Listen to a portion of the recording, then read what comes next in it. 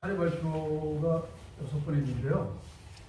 이제 아마 내일까지 이제 보시면 정말 다양한 걸 이제 아마 이렇게 간접 경험하시게 되는 기회가 될 것 같습니다. 그 중에 제가 말씀드리려는 건 앞으로는 저를 좀 빼주셨으면 하는 생각이 아주 간절한 제 얘기를 하려니까 PPT 만들다가 보니까 그 지난 20년이 막 다시 막 이게 재생이 돼가지고 참 못 챙기더라고요. 너무나 힘들고 막 그랬던 일들이 다 떠올라가지고요. 이렇게 이해해 주십시오. 그냥 굉장히 좀 특이한 목회 현장에서 지긋지긋하게 고군분투 하는 목사가 그 20년 과정을 통해서 어디까지 왔구나. 그 정도 그렇게만 이해해 주시기 바랍니다. 좀 특이한 얘기가 있을 수 있고 좀 급진적인 얘기가 있을 수도 있겠다 싶어서 굉장히 고민을 많이 했어요. 그래서 좀 그냥 저런 사람도 있구나, 저런 목회도 있구나, 저런 현장도 있구나, 이 정도 그렇게 그냥 참고해 주시기 바랍니다.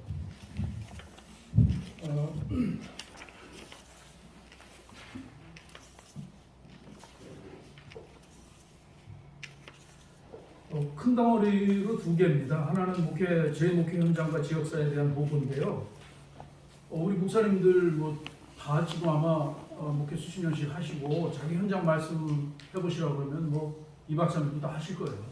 책임의 권은 지bil 테고. 그렇기 때문에 제목에 있는 대로 프로 넘어가겠습니다. 시간도 너무 없고. 다만 이제 여기에 이렇게 제목만 쓴 거는 그냥 흉내만 낸 거는 절대 아니라는 거. 예, 잘 알고 있습니다. 네, 하여간 그렇다는 거. 그리고 이제 후반부로 가면 이런 현장에서 저는 엄청난 고민을 하면서 제가 찾은 길 아직도 걸어가고 있는데요. 불도자 같이 이거밖에 없었어요. 그런 심정이었고 이제 후반부에는 그렇게 좀 말씀드리고 최대한 시간을 드리겠습니다. 저보다 15년 먼저 신고했던 추기환 목사님이라고 저에게 3개월 계셨는데 그 목사님이 몇 년 전에 책을 내셨더라고요. 45년 성역 자서전을 내셨는데 책 제목이 생땅을 팔아였습니다. 그래서 이제 우리 교회 이야기가 3개월밖에 안 쳤으니까요. 얼마나 나오나 보니까 3개월에 비해서는 양이 굉장히 많으시더라고요. 그리고 내용을 읽어보니까 그 책의 제목 생땅을 팔아가 바로 우리 교회 얘기였습니다. 그러니까 제가 15년 후에 그 목사님보다 15년 후에 부임을 했는데 하나도 달라진 게 없더라고요.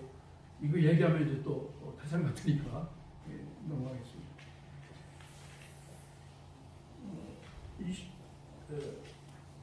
2001년도에 부임했습니다. 20년 조금 넘었는데요. 그야말로 그 추기환 목사님도 책에 쓰셨는데 지역사회에 고통을 주는 교회였습니다. 그 고통을 주는 교회일 뿐만이 아니고 그 지역사회, 저희 그 남면이라는 지역사회가 목사로서 밭을 탓하면 안 되잖아요, 농부가. 그래서 저희 교회 지난 이야기를 하려니까 제가 입이 잘 안 떨어집니다. 그러니까 다 감안하시고 제가 누구 흉보는 걸로 재미 보는 사람은 아니니까요.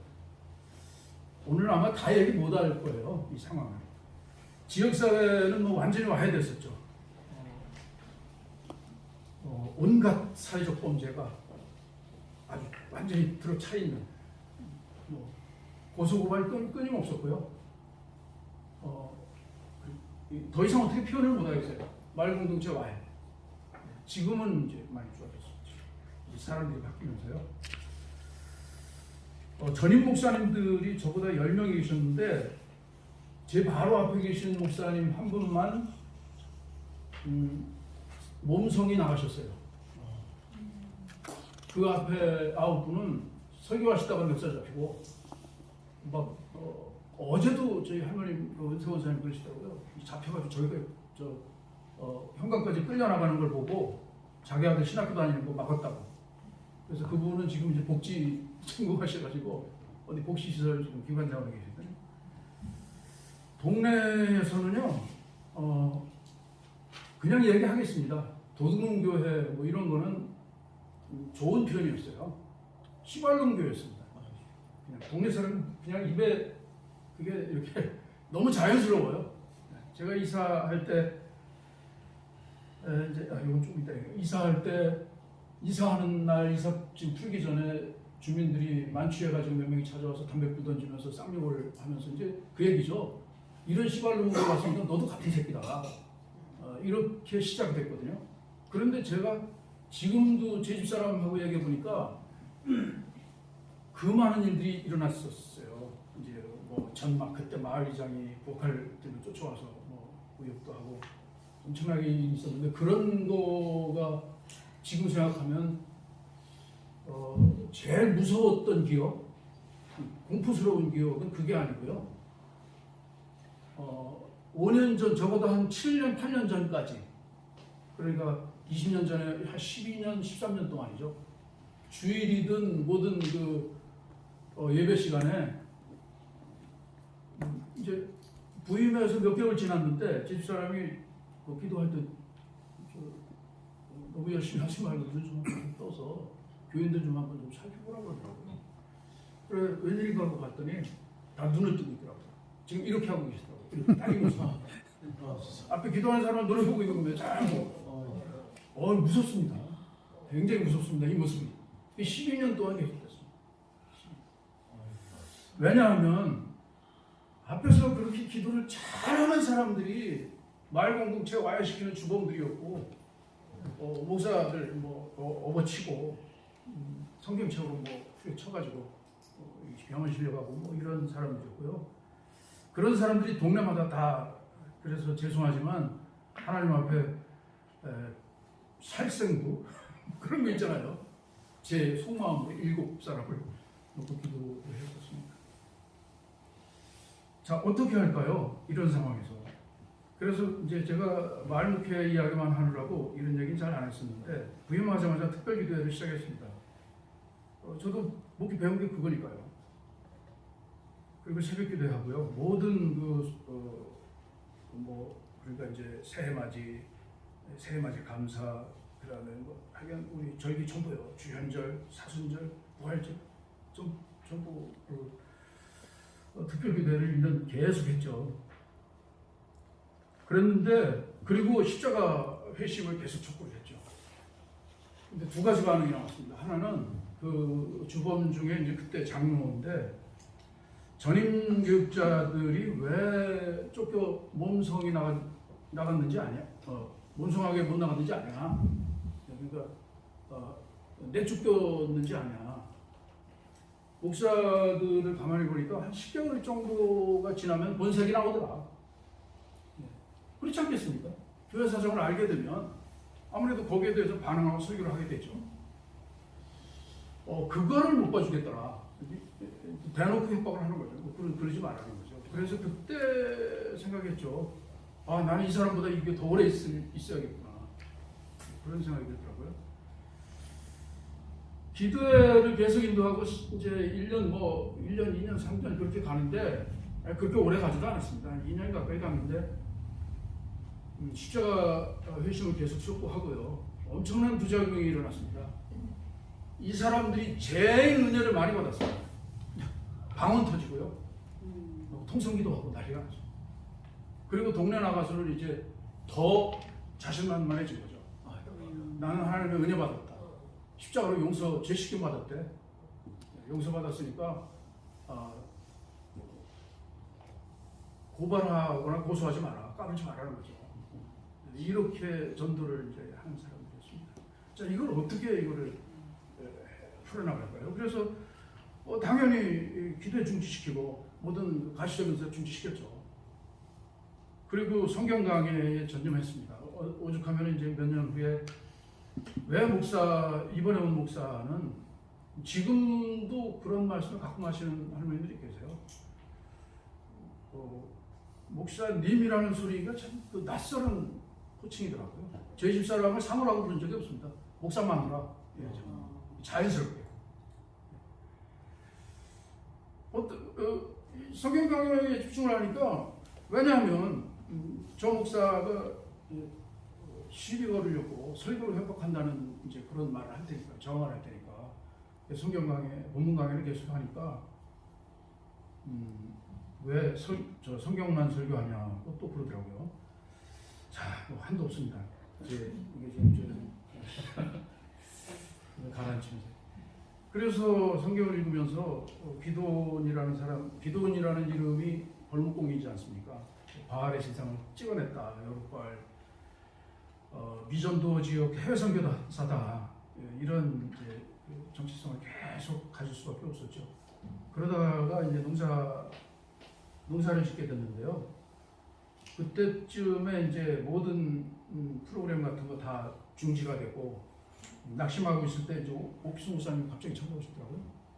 그래서 그때 이제 목사님한테 전도당해가지고 마을목회를 본격적으로 마을로 나가게 된 겁니다. 농사지면서. 농사를 지러 나가겠다 그러니까 그분들이 결사반대를 하더라고요. 말은 굉장히 좋게 하시잖아요. 목사님이 그런 일을 어떡하느냐.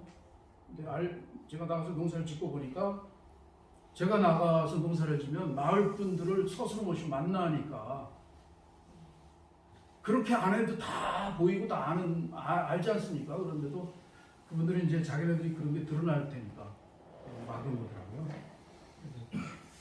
지역사회 복이 되는 교회가 되자, 고통을 주는 교회가 아니고. 그래서 사진이 하나 남아 있더라고요.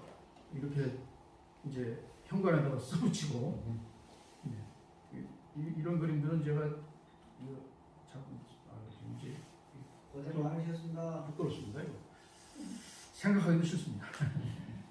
이분들은 목사를 원한 게 아니고 지금도 거의 그렇습니다. 모습을 원한 거예요. 모습.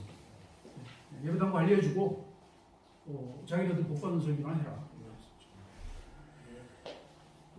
이제 그동안 했던 거 그냥 넘어가겠습니다. 삼설교회학교를 시작했습니다. 처음에 오자마자 지역 아이들을 모으니까 30명 되더라고요. 그래서 지역아동센터 4년. 남면중학교 지역교사 밴드 결성했는데 제가 지난날에 그렇게 보니까 요거 하나가 보람있게 지금도 있습니다. 그래서 태안군에서 제일 먼저 결성이 돼가지고요. 왜 이렇게 됐나고 생각해 보니까 이때 중학교 3학년짜리 아이가 이거에 꽂힌 아이가 하나 있었어요. 그 아이가 내일처럼 생각을 하고 후배들 다니면서 이제 악기 좀 잘 칠만한 아이들 뽑아다가 연습시키고 목사님 이거 해주세요. 어떻게 이런 아이가 하나 있던 그 프로그램이 이게 남아있는 거더라고요. 나머지는 다 실패입니다. 마을 어르신학 한글교실 시청각 성경 이야기도 항상 그렇습니다. 이 효과가 확 나타나더라고요. 그런데 어떤 일로 인해서 하여간 그게 다 이렇게 꺾이는 거. 그래서 오죽하면 이제 우리 박종윤 목사님이 저 또 실패의 아이콘이라고 아주 너무너무 적절한 별명을 붙여주셨어요. 아까 제가 얘기하다 보니까 이제 급해서 마음이 계속 빼뜨렸는데 그분들이 지금은 이제 자진 이탈을 했습니다. 그분들이 그 지역이 문맹률이 굉장히 낮은 곳이거든요. 저희 남면이. 그러니까 그 낮은 문맹률을 악용하는 거죠. 그래서 윗대에서 땅을 샀지만 저도 그 정도인 줄 몰랐습니다. 등기 이전한 게 거의 없었던 겁니다. 그냥 얘기로만 주고받고 농사 지면 내 땅이구나 하고 알았던 건데 그걸 전부 끌어내가지고 2번, 3번 사기 매매를 계속 한 거죠. 전문가들이죠. 서산 법원에서도 뭐 블랙리스트가 있더라고요. 자, 이제 그런 배경이 있었던 걸 아까 말씀을 드렸고요.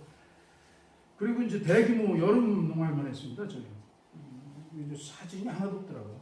제가 그런 거 할 정신이 없었습니다. 축구 전도를 11년, 이 두 가지를 11년 했는데 난리도 아니었습니다. 아시겠지만 동네에서 그냥 그랬습니다. 전도하러 가는데. 그래서 저는 이제 그때 남면 소재지 아마 소재지마다 다 그럴까 싶은데요. 남면 소재지에 4개의 다방이 성업을 하고 있었습니다. 이제 농한기가 되면 그 좁은 다방에 전도하러 들어가 보면 서 있는 사람까지 있었어요. 꽉 들어차요. 다방 4개가. 거기에서 종사하시는 종업원들이 4명, 5명 정도 됐는데 제가 물어봤어요. 월급 얼마나 받으세요? 600, 700 받는다고 그러대요. 계산해 보십시오. 이 지역 상황이. 11년 정도를 했습니다. 그러다 보니까 이제 나중에는 아이들립을 통해서 이제 어떤 아이가 그래요. 엄마들이 모여서 파티 치다가 또 교회 쌍무교회라고 또 있어요. 그래서 원래 그래. 원래 그런 거야. 그랬더니 그런데요. 어떤 아줌마가 저 교회 목사를 보고서라도 이제 욕은 그만하자. 그랬다는 겁니다. 이거 얻었습니다. 그런데 이거는 절반의 성공도 모두 아니지 않습니까? 제가 여기서 성공한 목사, 좋은 목사 소리 듣는 거는 오히려 주님 앞에 불칭이 아닐까요? 교회가 그렇게 돼야죠, 교회. 글쎄요, 저는 지금 이제 49년 됐는데요. 앞으로 과연 될까 모르겠습니다. 그런데 교회가 한번 꺾어지면 저희 교회 가까운 저희 교회도 하나 있습니다. 얼마 전에 몇 년 전에 엄청난 일로 교회가 풍비박산 났습니다. 한 세대 넘어가도 아마 회복 안 될 겁니다. 너무너무 화가 나고 분통이 터졌다고요. 교회 학교 학부모 성경 읽기 모임을 했는데 왜 교회 밖에서 하냐고 그러면서 또 와해시키고 공동농사를 이제 도와주겠다는 할머님들하고 2년 이제 농사 이거부터 시작하는 겁니다. 농사는 800평 옥수수 농사를 했고요. 메주된장 제조를 7년 했습니다. 7년 하다가 그냥 중지했고요. 협동조합 설립 이제 7년째 지금 했는데 거의 이거 뭐 유명무실하겠죠. 뻔히 짐작이 되시지 않습니까? 이것도 다 이제 심심하실까 봐 그렇습니다. 몇내 독거 어르신 밑반찬 돕기 4년을 했는데요. 전국 여자대연합에서 지원을 해주셨습니다. 한 달에 20만 원씩. 그래서 일주일에 한 번씩 4년을 했는데 그냥 얘기하겠습니다. 저희 바로 이웃교회 꽤 그래도 좀 모이는 교회인데 엄청난 질시를 하더라고요. 우리 마을에 오지 마라. 야 우리는 교회라는 거 그 할머니들한테 한 번도 얘기 안 했다. 혹시 교회 가시면 그 교회 가세요라고 우리는 했다. 그런데도 뭐 엄청났습니다. 그래서 그럼 니들이 하라 그러고 중지를 했더니 몇 달 하다 말더라고요.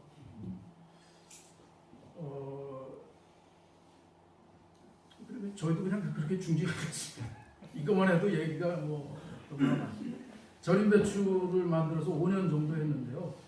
이따가 저기 박정희 목사님 성공의 아이콘 박정희 목사님이 이야기하시겠는데 극과 극인 거죠. 그 차이점을 좀 발견하셨으면 좋겠습니다. 노인 공동체 추진을 막판까지 하다가 미처 이제 실행을 못한 단계에서 중지한 거죠.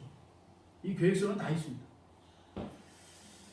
교회당 건물 구입 이전을 했는데 그 사람들이 갑자기 건물을 그 옆에 큰 건물이 있었거든요. 그 건물 구입을 해서 이전하자고 막 이제 좀 시체말로 바람을 잡아놓고 멈출 수 없는 공사가 시작된 다음에 본색이 나오더라고요. 자기네들 그 이전 교회당 그 매도비 중에서 판 돈이 있을 거 아닙니까? 3분의 2가 자기네들 지분이라고 내놓으라고 하더라고요. 그래서 아마 저희 충남로에서 저희가 제일 빨리 아마 유지재단에 집어넣었을 겁니다. 한 달도 안 걸렸습니다. 완전히 집어넣어서 귀속을 딱 시켰더니 그때부터 이제 안 된다는 걸 알고 이제 자기네들이 집단 이탈하겠다고 협박을 하더라고요. 동네 항상 그랬습니다. 동네 어르신들이 또 소문 들었다. 그놈들 온 동네 다니면서 또 그러고 다닌다. 나가면 좋은 거니까 목사님 흔들리지 마시오. 저한테 항상 이런 얘기 동네 분들이 해요. 근데 그분들이 교회는 안 하십니다. 개인 농사를 3년 했습니다. 1,300평. 하다 보니까 농사도 너무 재밌었고요. 교인들의 힘을 빌려서 심는 것 추수 2번이지만 하는 거는 이건 농사가 아니구나. 어디서 농사 짓는다고 말할 수가 없겠더라고요. 그래서 직접 천사평을 얻어가지고 농사를 지었습니다. 계속 했을 텐데 이제 어쨌든 귀농귀촌협의회 사단법인 설립을 했고요. 지금도 있습니다. 농업회사 귀촌인들하고 농업회사 법인을 설립했습니다. 그래서 아쿠아포닉스하고 농촌종합체험장을 추진을 했었죠. 사회적 기업과 육성 사업에 선정돼가지고 이것도 한 1년 정도 프로그램이 진행됐는데 이제 그 안에 또 함께 하시는 귀농인이었다가 교회 오신 분이 돌아가시고 이게 어디서나 국병은 있더라고요. 이건 뭐 귀농인들하고 모였던 거고요. 태안 귀농귀촌신문 참관을 했었고요. 왜 귀농귀촌신문을 참관했냐면 평생학습센터를 만들 수 있습니다. 인터넷 신문이라도요. 이게 제일 그 자금이 적게 들고 소규모로 할 수 있거든요. 이게 면 소재마다 이거 하나씩 나와야 된다고 생각이 되는데 문제는 항상 그거죠. 이거를 막상 해야 되는 면당의 농촌교회에 재정이 없으니까. 그러다가 이제 신혼귀뚜라미 시험 사역을 우리 귀농귀촌인들 때문에 한 2년 했고요. 아까 오피스 목사님 말씀하신 예장 귀농귀촌 상담소 했고 귀농인 영농조합법인을 설립했습니다. 이거를 설립한 이유는 공동가구센터가 있어요. 이거를 5명 이상 조합을 만들어서 지원을 해서 1년 정도 협동자 교육받고 임하면 약 한 1억, 지난 정권 때는 한 1억 2천인가 1억 3천 지원이 나옵니다. 공동가공센터입니다. 그리고 뭐 농산물 가공센터는 뭐 뻔한 거 아니겠습니까? 죽자는 거, 뭐 중탕기 뭐 이런 거 아니겠어요? 포장기 이 정도. 그런데 이것도 막판에 가서 복병이 나타나더라고요. 제일 중요한 복병 얘기 좀 해주시죠. 근데 그 얘기하면 또 지금 오늘 막상 말씀드려야 되고 이제 다음 기회에 어떻게 어쨌든 지금 이제 21번 정도가 되니까요. 저도 깜짝 놀랐습니다. 이거 하나하나를 어떻게 기획을 했고 어떻게 추진을 했고 어떤 목표를 만났고 그거를 넘어서려고 어떻게 하다가 결국은 소진됐다. 뭐 이런 얘기는 충분히 드릴 수가 있습니다. 하나하나. 제가 제 경험치는 그것뿐이니까요. 이제 농활 그러니까 아우리치 오는 그 팀들하고 정말 힘을 다해서 축구 전도를 할 때 그때 오셨던 분들이 굉장히 고생하셨어요. 멱살도 잡으셨어요. 밭에서 전도하다가. 그래서 이게 그 시간입니다. 그래서 한바탕 치르고 이제 교회로 오다가 찍은 거거든요. 잊혀지지 않습니다, 지금.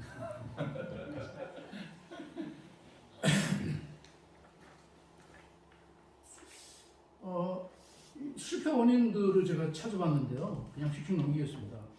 여기서 제가 말하는 실패라는 건 지속 가능한 구조로 발전시키지 못하고 중단된 것들이죠. 지금 있는 거는 이제 그 중학교에 있는 밴드부 하나 남아있는 겁니다. 자원과 역량의 부족이죠. 뻔할 뻔치 아니겠습니까? 교회는 뭐 철저히 남의 일을 생각하는 영성인데요. 그도 그렇겠죠. 이분들은 지금 남아있는 분들은 불과 한 7년 전 그들이 이제 자진 이탈하기 전까지 교회 올 때 동네 분들한테 쌍욕을 먹으면서 교회 오신 거거든요. 그 시발놈 교회 뭐하러 가냐? 그 노동문 교회밖에 없냐? 뭐 그거를 뭐 수십 년 듣고 사신 거거든요. 그러면 교회 일에 애정이 있을 수가 없죠.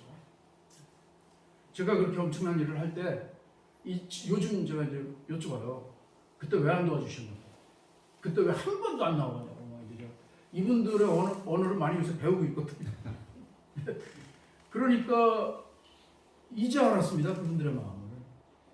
그냥 있어도 멱살 잡히고 쫓겨날 텐데 저러다가 저거 쫓겨나면 어떡하나. 그래서 안 나와봤다고 그러시더라고요. 못 나와봤다고 그러시더라고요. 그래서 어쨌든 아까 잠깐 빠졌는데 교회당을 그렇게 벌려놓고 이전을 하고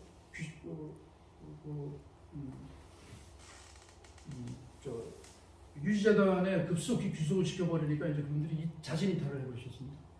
그래서 지금 교회가 기적처럼 조용합니다. 예배 시간마다 정말 단 한 주일이라도 교회 오면 이렇게 반주 틀어놓지 않습니까? 조용 묵상기도 하다가 예배 시작하는 한 번이라도 좀 그래봤으면 좋겠다. 이게 꿈이었습니다.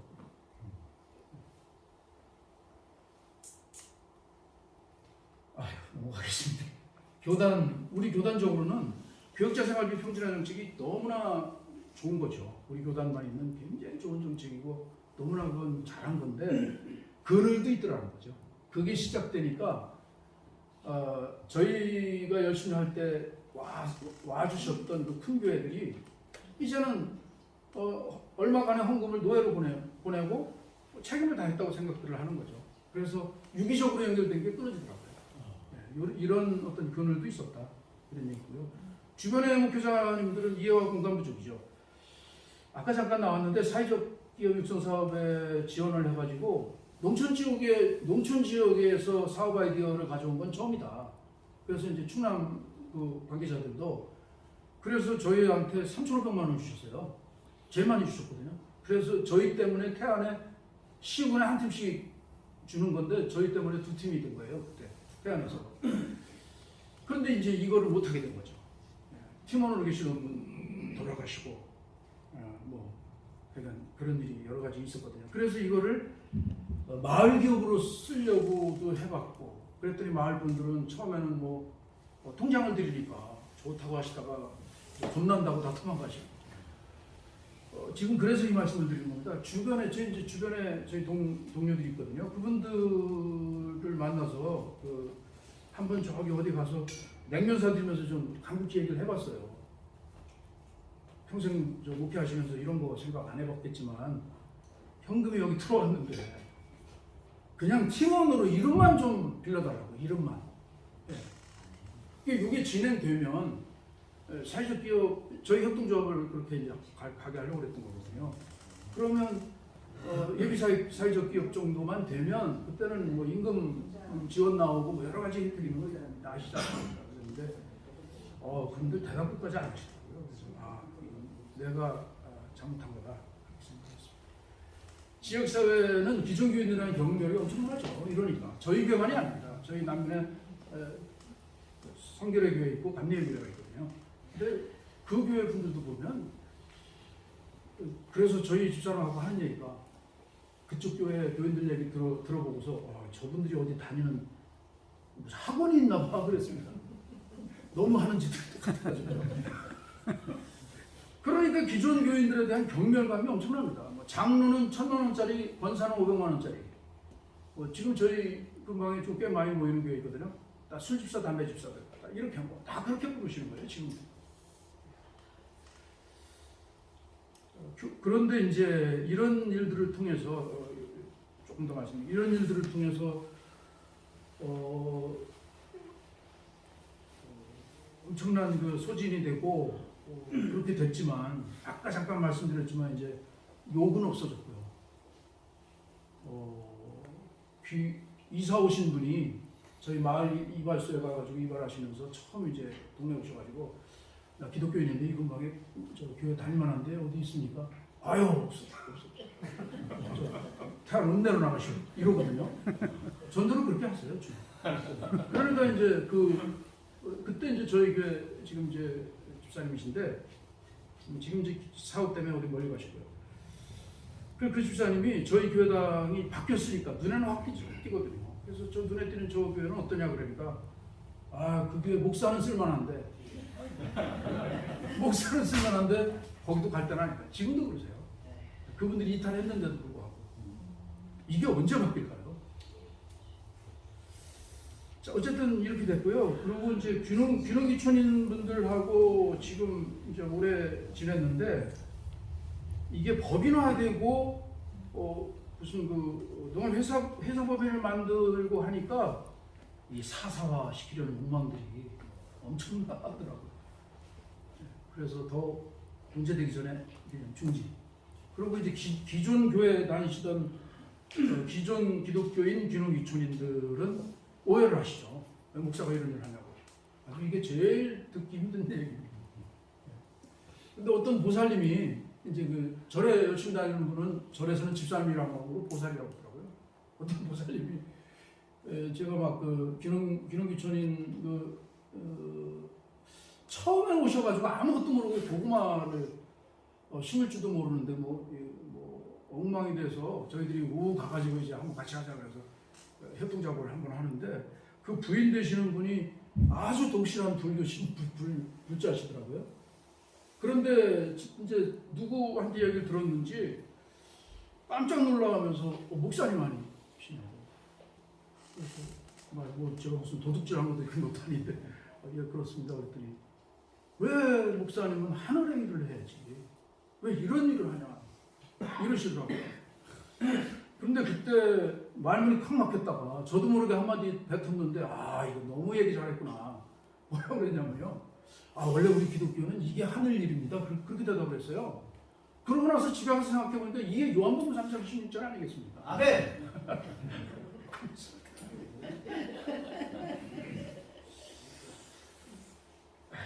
그렇습니다. 농사 열심히 졌고요. 귀농인들하고 같이 협업하고 농사할 때가 굉장히 재미나고 좋았습니다. 보람도 있었고. 그분들의 지역에 있는 교회에 다 자리 잡으셨죠. 저희 교회도 몇 분 나오죠. 저의 이제 문제는 그냥 역량 관리입니다. 선택과 집중 못하고 제 역량의 한계를 모르고 목적을 따라 사는 삶이 굉장히 위험한 거라는 걸 몰랐습니다. 목적을 따라 사는 삶에 반드시 같이 따라줘야 되는 그 기반이 없이 한다는 거는 그러니까 쉽게 말씀드리면 무자본 창업 아니겠습니까? 무자본 창업. 이거 저는 뭐 수없이 이걸 하다가 채무 관리를 못했습니다. 그래서 갑자기 지금 걱정하시는 것처럼 뭐 제가 신용불량까지는 안 갔고요. 제 집사람이 엄청 고생했죠. 직장 다니면서. 그래서 한 5천만 원 정도 빚이 생겼습니다. 교회에는 손 안 걸렸습니다. 사도 바울의 말씀 중에 그 말씀이 항상 눈에 띄었습니다. 바울이 텐트메이커를 왜 했는가? 옛날에 저희 은사이기도 한 박선희 목사님은 사도 바울이 아덴에 선교를 실패하고 고린도 가면서 낙심해가지고 그렇게 된 거라고 언제 한번 그러시더라고요. 그래서 제가 좀 철없이 좀 대들었거든요. 데살로니가전서부터 나옵니다. 사도 바울은 고린도전서에도 보면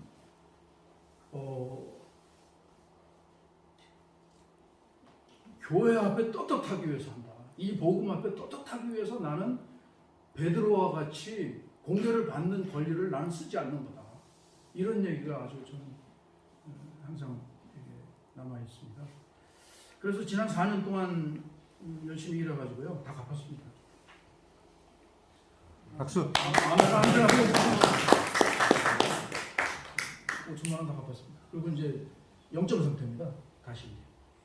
그리고 이제 그때 그렇게 이제 기도회 일을 계속하고 또 그러다가 이제 심장 부전맥 오고 뭐 여러 가지 이런 게 지금 남아 있는 것뿐입니다. 수주버스를 좀 하다가요 지게차 따다가 못 하는 게 뭐예요? 예? 못 하는 게 뭐예요? 다 잘하시고. 아니 잘하는 건 아닙니다. 걸리는 거죠. 25톤을 했습니다. 그래서 지금 이때 그러니까 25톤 이런 거 아시겠죠? 이 화물 물류 쪽을 아시는 분들은 아실 텐데 이것을 내 차를 가지고 영업하시는 분들은 다 사장님들이시거든요. 그런데 이제 저같이 회사 차에 기사로 취업을 해가지고 하는 사람들이 저희 동료가 7명 있었습니다. 너무나 다르다는 걸 알았습니다. 우유한 팩에 감격합니다. 정직하고 남을 게 없는 인생들이거든요. 남는 게 아무것도 없는 인생. 이번 달 벌어서 한 달 살아야 되는 사람들이거든요. 그러면서 뭐 무릎 고장 나가지고 막 이렇게 쩌뚝거리면서 아까 뭐 보시면 그 위에 다 올라가서 다 해야 되거든요. 그래서 정말 어떻게 보면 하나님 나라는 정말 가난 속에 있는 것 같다. 아주 하여간 이 노동 목회에 대한 말씀은 다음에 기회 안 왔으면 좋겠습니다. 그러니까 그렇고요. 이런 상황에서 저는 수없이 길을 잃었겠죠. 모본을 찾아야 되고 이정표를 찾아야 되니까요. 그래서 바울을 죽으라고 읽었습니다. 그러다 보니까 바울 가지고도 안 되겠더라고요. 그래서 자연스럽게 이제 갈릴리 신학대학원 지금 한국 프로그램은 지금 중단이 됐는데 옹사님하고 거기 입학을 해가지고 만난 것이 역사적 예수였습니다. 역사적 예수 탐구라고도 이게 검색이 되실 겁니다.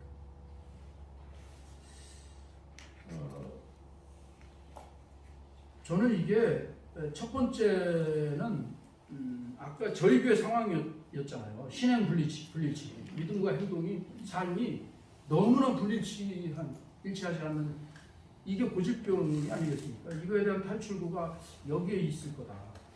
이건 제 고백입니다. 역사적 예수에 있을 것 같습니다. 한국 교회는 구원과 은혜만 얘기했지 구원 이후, 은혜 받은 이후로는 얘기 잘 안 한 거 아닌가. 실제로 어떻게 살 것인가는 얘기를 잘 안 했지 않았나. 이런 반성도 많이 하면서요. 아까도 말씀드렸지만 그런 그 기도회를 하다가 이 기도를 바꾸지 않으면 안 되겠다. 그렇지 않습니까? 기도회를 너무 열심히 해가지고 부작용이 엄청 일어났거든요.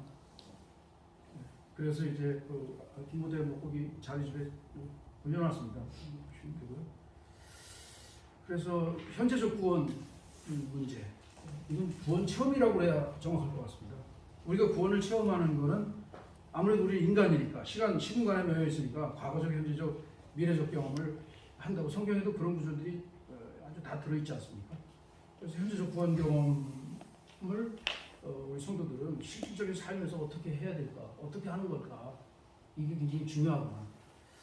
그리고 성경에서 독생자만 있는 게 아니고 독생자 이제 아시겠지만 독생자라는 단어는 요한신학에만 있죠. 요한복음 요한일서가 거기에만 있고 맏아들이라는 그 말은 바울과 히브리서에 나오죠. 그래서 저는 이거를 제 딴에 그렇게 이해했습니다. 독생자는 예수님의 신성, 그리고 맏아들은 예수님의 인성을 말씀하고 있는 것 같습니다. 제가 볼 때는. 그래서 히브리서에도 나오지만 바울의 편지에도 나오고 맏아들이라는 말을 쓸 때는 예수님이 하나님의 맏아들이라는 말을 쓸 때는 본받음, 예수님을 본받아라, 이런 말씀하고 다 연결이 되어 있습니다. 그래서 이게 이제 어떤 힌트가 되지 않을까. 그래서 성경 공부를 계속 이렇게 이쪽으로 해왔습니다. 아르벤주의라는 말을 혹시 들어보셨을 텐데요.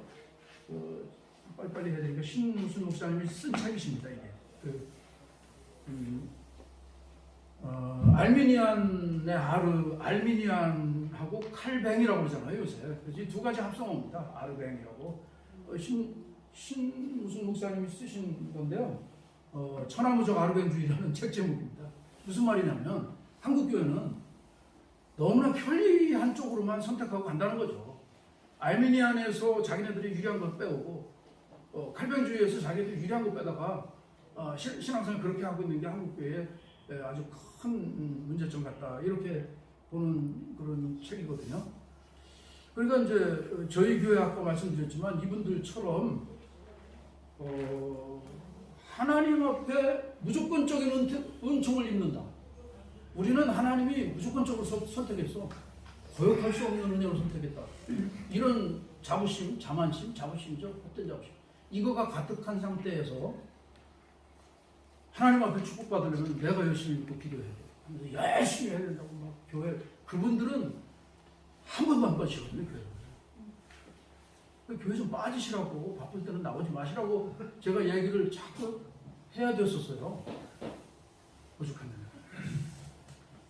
하여간 이제 그거는 이제 인터넷 검색해 보시면 금방 나올 수 있습니다. 그리고 이제 굉장히 중요한 거를 발견해가지고요. 물론 저 혼자 제가 처음 발견한 건 아닙니다. 어떤 분도 이 문제점을 감리교 교수님인가 어떤 분이 책을 쓰신 게 있더라고요. 예수 그리스도를 믿는 믿음으로라고 성경에 되어 있는 구절들이 굉장히 많지 않습니까? 칭의 같은 거 얘기할 때 오직 믿음으로 예수님을 믿는 믿음으로 이렇게 됐잖아요. 그런데 원어에는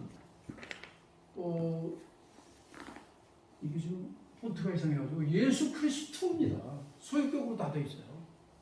그러니까 이거를 그래서 김영진 박사님인가요? 예전에 우리 한국 청소공회에 총무로 굉장히 오래 계셨던 분 있잖아요. 제가 몇 가지 여쭤보고 그럴 때 막 메일도 보내드리고 그랬거든요. 요거하고 몇 가지를 메일을 보내드려봤어요. 이거 바꿔야 되지 않습니까? 그랬더니 민영진 박사님 못 바꿉니다.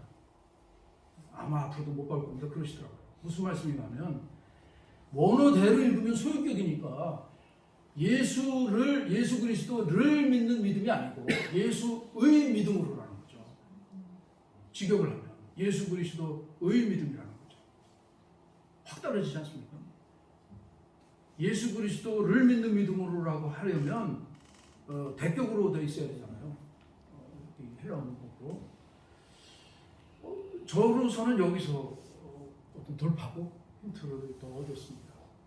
우리가 예수님을 믿는 믿음으로 그러면 가로 열고 예수님을 내가 믿는 믿음으로 이렇게 이해를 다 하는 것 같더라고요. 저희 분들은. 그런데 성경을 보니 그게 아니고 그리스도 예수님의 믿음, 예수님께서 하나님 아버지를 공경하시고 섬기시고 신뢰하셨던 그 신뢰. 이렇게 되니까 예수님의 은혜가 진짜 은혜가 된다. 저로서는 하여간 엄청난 돌파구였습니다. 어쨌든 로마서 8장 29절을 보면 우리로 하여금 그 아들의 형상을 본받게 하려고 미리 정하셨다는 말씀입니다. 이런 말씀이 굉장히 많은데요. 자격구원으로 오해가 일어날 수도 있지 않습니까? 예수님을 본받아야 된다는 말은. 그래서 어저께 프리즘도 하나 샀습니다. 그렇게 설명을 하는 거죠. 햇빛으로 프리즘을 통과시키면 비로소 여기서 이렇게 무지개 확 보이듯이 예수님을 통해서 하나님을 봐야 하나님의 사역, 성품성, 하나님의 의중, 하나님의 노여하시고 증거하시는 거 이런 걸 볼 수가 있는 거다. 아시지만 예수님은 하나님의 자기 계시의 완성이라고 그렇게 저도 배웠고요. 그리고 바늘구멍 사진기나 큰 바위 얼굴은 이게 이제 나다나엘 호어돈의 단편 소설이거든요. 예전에 이제 서부 개척 시대에 서부에 개척한 마을, 황무지 마을에서 사람들이 살고 있었는데 그 마을에 인디안들로부터 넘어온 전설이 있었던 거죠. 그 마을 저 멀리 바위로 된 산이 있는데 거기에 구름이 이렇게 내려오면 그 바위 형상이 아주 굉장히 인자한 어떤 그 위인의 모습이 돼요.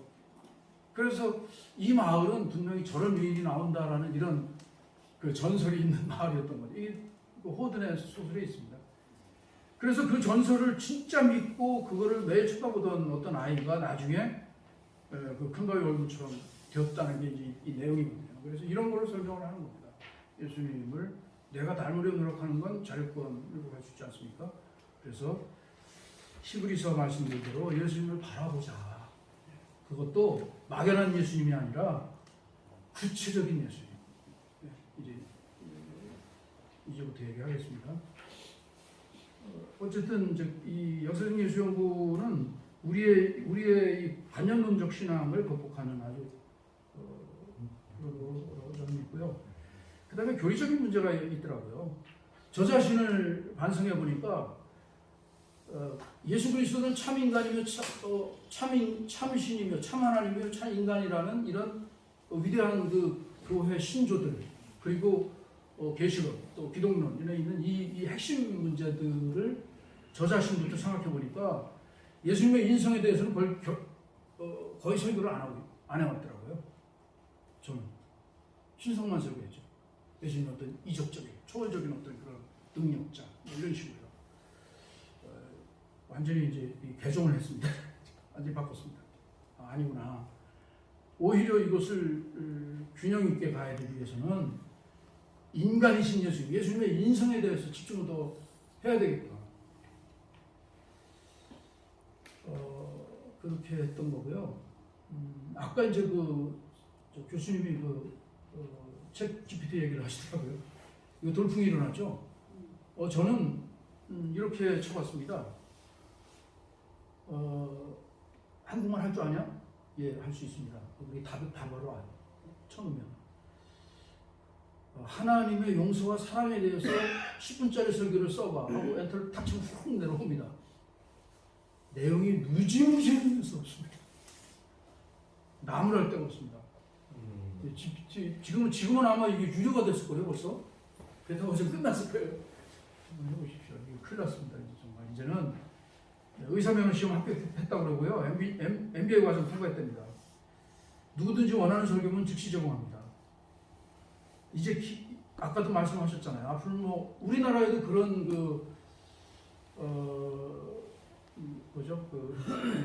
스타트업 기업이 있더라고요. AI를 소규모로 만들어서 디스켓을 껴놓든가 메모리 칩을 껴놓듯이 AI를 이렇게 팔겠다는 겁니다. 맞춤형 AI를 회사나 개인들이나 뭐 교회가 필요합니다. 어떤 게 필요합니다. 하고 맞춤형 AI를 넣어준다는 거죠. 굉장히 독특해지는 겁니다. 그래서 저희가 이거 보면서 또 충격을 받았습니다. 이론은 이제 AI가 하는구나. 다만 현장성이죠. 프락시스는 이제 우리에게 달려있는 거니까 아마 이 시대가 오면 더욱더 역사중예수연구 신학하고 우리의 이 실천적인 현장 목회가 더 부각될 수밖에 없겠다. 이런 생각을 한 거고요. 구절을 마무리 짓겠습니다. 역사중예수를 찾아가기 위해서는요, 부정의 신학을 써야 돼요. 부정의 신학의 방법을 써야 되더라고요. 레오나르도 다빈치가 이렇게 큰 돌을 놓고 그 유명한 얘기를 했던데요. 자기는 원래의 모습이 나올 때까지 떼어낸다. 그런 비슷한 얘기입니다. 조금 불경하게 들으실 수 있는데 오해 마시고요. 엄청 고통스럽지만 예수님의 복음서에 예수님에 관한 이야기들 속에서 예수님의 신성을 말씀하는 부분들, 초자연적인 부분들을 부정하지 않은 거 아닙니다. 하나씩 한 조각씩 떼어내보자. 한 사람이 남을 때까지. 그리고는 물어보는 거죠. 그래도 하나님의 아들일까? 왜 하나님의 아들일까? 이렇게 말입니다. 우리는 아시죠? 이렇게 물어야 된다는 거. 하필이면 왜 그 모습으로 성육신하셨지? 이렇게 말입니다. 아까 교리에 대한 문제 조금 말씀드렸는데 불완전한 성육신을 믿고 있는 건 아닌가라는 반성을 한 거죠. 저는 예수님의 인성을 제가 열심히 안 믿어봤습니다. 설교를 많이 안 했습니다. 예수님이 목수이시고 이따가 갈릴리 사람이거든요. 그리고 목수이시고요. 갈릴리 목수는 이제 저희가 이제 한국 기독교 연구소에서 한 6, 70권 정도 미국에서 이미 한 50년 전부터 시작된 그 역사적 예수 연구에 관한 모든 서적을 다 번역 끝냈습니다. 한국 기독교 연구소 책을 다 했습니다. 그 자료 굉장히 많습니다. 아주 정교한 문서 연구하고 최근에 엄청나게 많아지는 그 고고학 발굴 결과들 이런 거를 이렇게 짜깁기 한다고 하죠. 그물처럼 짜가지고 여성 예수의 실체가 뭘까 이거를 재구성해내더라고요. 그 당시의 목수는 소장농하고 노예의 중간 계급이었답니다. 여기서 말하는 소장농 아시죠? 남의 땅 빌려서 공사 짓는 사람들. 근데 이게 그냥 소장농이 아니던데요. 2차, 3차 소장농이었습니다. 1차 소장농도 아니고요. 갈릴리인들은 예수님은 이런 사람이었던 거죠. 그래서 예수님을 부를 때 저 목수의 아들, 그건 목수라는 얘기거든요. 직업은 이렇게 세술대니까. 그 갈릴리의 소장농 목수거든요. 이거 하나 남는 거죠. 그리고 묻는 거, 이제 저로서는 저는 또 묻는 겁니다. 그래도 하나님 아들인가? 어떤 면에서 하나님 아들일까? 그리고 질문을 좀 바꿔봅니다. 하나님께서는 완벽히 자신의 뜻과 자신을 우리에게 계시하시면서 왜 하필이면 이런 사람으로 계시를 하셨을까? 이게 저희 질문이었습니다. 그 갈릴리 소장농 목수 예수님의 목회를 보면 마을 회당들을 방문하십니까? 회당은 시나고게는 건물이 아닙니다. 마을회입니다. 동회. 건물이 아닙니다. 동회. 그러니까 어떤 마을에서 유대인들의 그 동회는 잘 아시죠? 유대인 공동체. 모이면 그 회당은 부잣집 마당도 되는 거고요. 동네에서 제일 넓은 어떤 그 이렇게 추수하고 나면 밭이 되는 거고 또 부자 동네는 집도 있겠죠. 거기에 모여가지고 마을 사람들이 결혼식도 하고 소규모 뭐 이렇게 재산 다툼 같은 거 재판도 하고 아이들 공부도 시키고 예배도 드리고 뭐 이런 그 모임을 말하는 거거든요. 그래서 예수님이 시나고게를 찾아 들어가시는 거. 그래서 역사적 예수 연구에 관한 책들을 저로서는 다 읽어봤거든요. 아주 깜짝깜짝 놀랐습니다. 거기에 보면은 그 역사적 예수 연구를 쓴 사람들이 예수님은 마을 목회를 하셨다고. 결론 다 그렇게 갑니다. 충격을 좀 덜 받으시는 것 같은데. 이거는 피할 수 없는 거구나. 저가 복음서를 읽어보니까 역시 그러신 것 같습니다. 예수님은 끊임없이 길을 걷고 계시죠. 끊임없이 이동하고 계시고, 끊임없이 사람들을 찾아가시는데 마을 모임에 찾아 들어가시죠. 그런데 이 갈릴리 예수님의 이 목회 활동이 우리가 아시는 대로 적대자들의 엄청난 위기가 촉발되는 그런 이상한 일이 일어난 겁니다. 무슨 말씀인가 하면 그 당시에 이 헤롯 안티파스나 또는 왕 같은 대제사장들이죠. 성경의 제사장이 하나가 아니지 않습니까? 신약성경에 들이죠. 왜냐하면 대헤롯이 임명했으니까요. 그리고 사위한테 물려주고 이렇게 됐으니까 대제사장들이 그 대제사장들은 헤롯 가문, 대헤롯의 아들들, 그 헤롯 가하고 결탁을 해가지고 유대와 특히 갈릴리 지역이 이제 농토가 많았으니까 갈릴리 지역의 농토를 전부 독점을 해버렸던 겁니다. 그러니까 갈릴리 농민들을 착취하던 건 대제사장들입니다. 그 사람들이 볼 때 이 한 갈릴리 소장농 목수가 그렇게 위협이 됐나? 또 헤롯 안티파스가 예수님을 죽이려고 쫓아다니지 않습니까? 누가복음에 나옵니다. 누가 와서 예수님한테 선생님, 헤롯이 당신을 죽이려고 합니다. 도망가십시오. 인자는 예루살렘에 가서 죽게 돼 있다고 이런 식으로 하는 말씀이거든요. 그러니까 그렇게 어마어마한 권력을 가진 이들이 완전 비무장에 그냥 소장농일 한 농사꾼의 활동에 그렇게 위협을 받았나 하는 게 이게 핵심이거든요. 예수님의 목회 활동이 뭐냐 이거죠. 그렇게 위협을 준 활동이 뭐냐. 이게 이제 핵심입니다. 예수님의 설교 활동에 나타나는 하나님의 나라는 예수님의 그 나사렛 자기 사명선에도 나오고요. 그냥 큰 덩어리로 말씀드리면 첫째는 철저한 현세화죠. 너무너무 현세적입니다. 주기도문에도 보면 하나님의 나라와 권세와 영광, 하나님 아버지의 아버지의 이름이 높임 받으시고 그리고 나라가 오시고 뜻이 땅에서도 이루어지게 해달라고 그러고요. 그 다음에 이어지는 기도문 보면 좀 이상하지 않습니까? 일용할 밥을 달라고 하잖아요. 예수님의 기도인데. 그리고 두 번째, 우리의 죄를 용서하시고의 죄는 그게 하마르티아가 아니고 오펠리마입니다. 그래서 우리 한국어 초기 번역서에는 분명히 비제탕감으로 돼 있어요. 근데 그게 언제 죄로 바뀌었더라고요. 그러니까 아주 구체적이고 현실적인 하루하루 먹을 양식을 구하는 거고요. 그 다음에 또 한 가지는 실질적으로 비제탕감 운동을 벌이는 것이 하나님 나라의 너무 중요한 핵심이라고 하는 게 주기도문에 들어있는 거죠.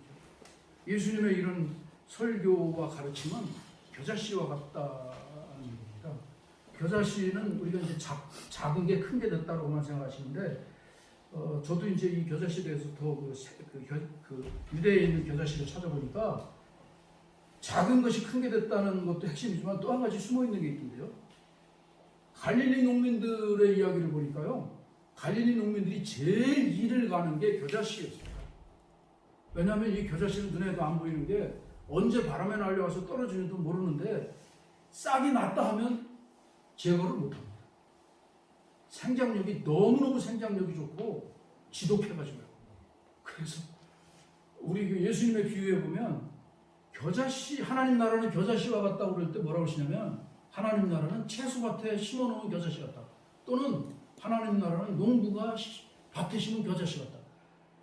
갈릴리 농민들이 그 얘기를 들을 때는 누가 이거 도른 놈일 거야. 뭐 그런 정신 나간 농부가 어디 있어? 이랬을 거죠. 겨자씨가 한번 심어지면요, 그 농도 다 버린다고 그러더라고요. 그러니까 예수님께서 펼치신 하나님 나라 운동 무브먼트입니다. 하나님 나라 운동은 너무나 굉장히 현세적인 거고요. 그 다음에 갈릴리 농민들, 아주 직접적일 수밖에 없는 저희 마을, 저희 교육처럼, 저희 아까 다 말씀 못 드렸어요. 저희 성도님들은요, 제가 농사를 짓고 하루하루 이제 한 주 한 주 모습이 달라질 거 아닙니까? 그 모습을 보고 이제 설교를 듣기 시작하셨고요. 이제 말씀드리고 있는 이 농사꾼 예수님에 대한 이야기를 몇 년 전부터 하기 시작하면서부터 이제 안 좋으세요. 무리를 걸으시고 병자를 고치시고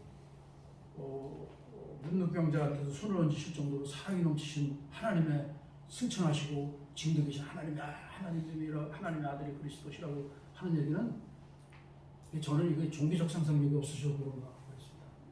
못 알아들으세요? 전혀 감흥 없어요. 너무나 낯선 용어인 거죠, 이게. 그런데 제가 농사를 치면서 갈릴리 예수님이 사실은 농사꾼이었다고. 그것도 2차, 3차 농사꾼이고 이분들이 그렇게 사셨거든요. 무지무지하게 가난하게 사신 거예요. 그러면서 최근에는요, 저희 이제 교인들이 누가 몇 명이라고 부르면 이제 한 10명 된다고 그럽니다. 지난 20년 동안 요만큼이라도 변화를 보인 분들이 15명이니까요. 나머지 분들은 그냥 모르겠습니다. 하나님께서 전능하시니까 구원하시겠죠. 저는 모르겠습니다. 그런데 이분들이 어디에서 변화를 보였는가 하면 지난주 한 7년, 6년 동안 이 갈릴리 예수님, 역사적 예수님, 그러니까 농민 예수님을 설교가 되었습니다. 하나님의 아들님이 가장 낮은 곳에서 자급자족 농민이거든요. 의식주를 전부 자급자족을 했습니다. 그리고 제사장들을 위한 올리브 농사, 포도나무 농사 지어가지고 다 줬고요. 그리고 또 뭐 했습니까? 헤로드 안티파스에게 세금 내려고 바다에 가서 고기 잡지 않았습니까? 이 이야기를 하면 이분들이 한 번도 안 좋으세요. 깜짝 놀랐습니다. 회개가 좀 되더라고요. 이거 진짜 설교를 했어야 됩니다. 그러면서 아주 느리지만 이제 교회 오시면 어저께 싸운 얘기 생각나가지고 오늘 다시 싸우고 싶은데 전 같으면 그렇게 했을 거예요. 예배 시간 전에 그냥 예배 시간 전에 엄청나게 시끄럽거든요. 근데 요즘은 안 그러십니다. 뭔가가 바뀌고 있는 것 같아요. 잘은 모르겠지만 저는 여기에 있는 것 같습니다. 저도 우리 예수님 얘기할 때가 제일 재미있고 신나고요. 높으신 하나님의 그 귀하신 아드님이 그런 그 농사꾼으로 오셔서 죽을 만큼 힘든 육체노동을 쉼 없이 하고 그걸로도 생계가 안 돼서 동네 목수일까지 하면서 어머니 봉양하고 그리고 이제 세상으로 나가셔서 그 잘난 적대자들 앞에서 진짜 하나님의 자식은 너희들이 아니야. 여기 이 갈릴리 농민들이다. 라고 말하셨다고 하면 이것입니다. 자기도 모르게. 은혜를 받으시는 겁니다. 거기에서. 저도 이게 어디로 갈지 모르겠습니다. 저희 교회가. 겁도 납니다. 제가 계속 할 건 아니지 않습니까? 다음에는 어떻게 되려나. 다음 목사님은 후임을 오셔서 어떻게 하시려나 모르겠습니다. 갈릴리 예수님의 제3의 길을 얘기하고 마치겠습니다. 아나케이마이 공동체라고 저는 썼는데요. 이 아나케이마이라는 말은 뭐 단어가 몇 가지가 있는데 제가 중학교 때 성경을 엄청 읽었거든요. 중학교 1학년 때 성경 읽다가 이상해서 목사님한테 여쭤봤어요. 죄송합니다. 성경에 보험세 보니까 왜 예수님이 어디 가서 음식을 잡수실 때 길에 누워서 잡수셨다는 걸 왜 그렇게 강조를 하나요? 하고 목사님 여쭤봤어요. 대답 안 해주시더라고요. 보험사에 계속 강조되거든요. 아나테마니까. 유대인들이 음식을 먹는 이 방법입니다.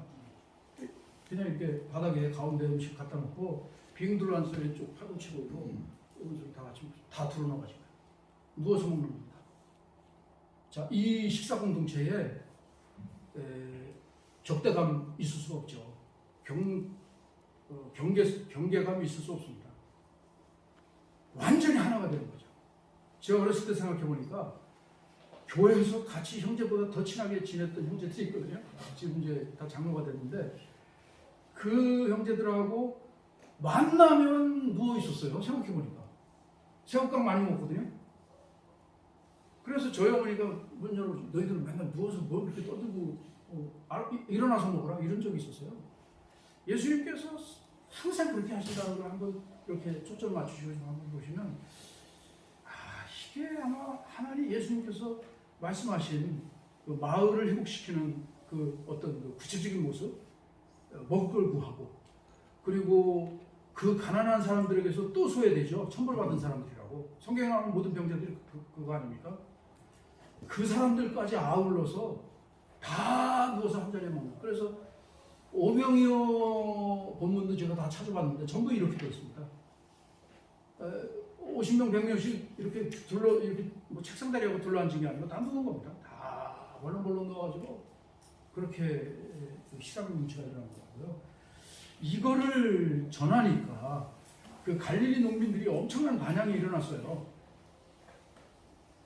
어떤 사람 이거 얘기가 이건 꼭 해야 되는데 그 갈릴리 지역이 우리가 아시다시피 그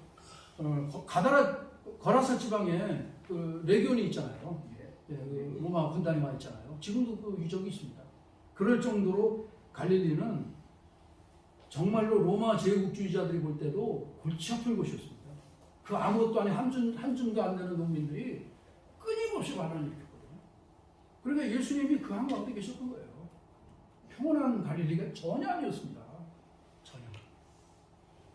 그런데 그 예수님의 제자 중에도 셀로신 시몬 있지 않습니까? 과격파. 칼 들고 살인을 저지르는 그들 길 안 가시잖아요. 예수님. 그리고 광야에서 금식을 하는 에스네파도 안 가시지 않습니까? 그래서 저는 이제 예수님의 제3의 길이라고 이름을 붙인 거죠. 다른 분들도 그렇게 했는지 모르지만 그것은 쉽게 말하면 평화운동이고 사랑운동이고 저희는 양생운동이라고 이제 저희 원사는 얘기하셨는데 그야말로 다 같이 누워서 음식을 먹는 밥상금치 운동이고 그거야말로 하나님 나라가 여기에 내재하여 계시다는 증거일 거다. 증거다. 이거를 여기서 우리가 해야 된다. 이거 하자. 그렇게 해서 배제된 모든 이들을 다 아울러서 전부 너희도 아브라함의 자손이라고 끌어안고 그래서 저는 여기서 생각해 보니까 이거야말로 헤롯이나 대제사장들이 진짜 무서워했겠다. 그런 생각이 들기 시작했습니다. 겨자씨니까요. 못 뽑습니다. 그들의 눈도 다 엉망으로 만들어버립니다. 그리고는 이 겨자나무에는 광야의 새들이 광야를 떠돌아다니는 그 안타까운 새들이 깃들이게 되죠. 이게 하나님 나라라고 이제 예수님 얘기하십니다.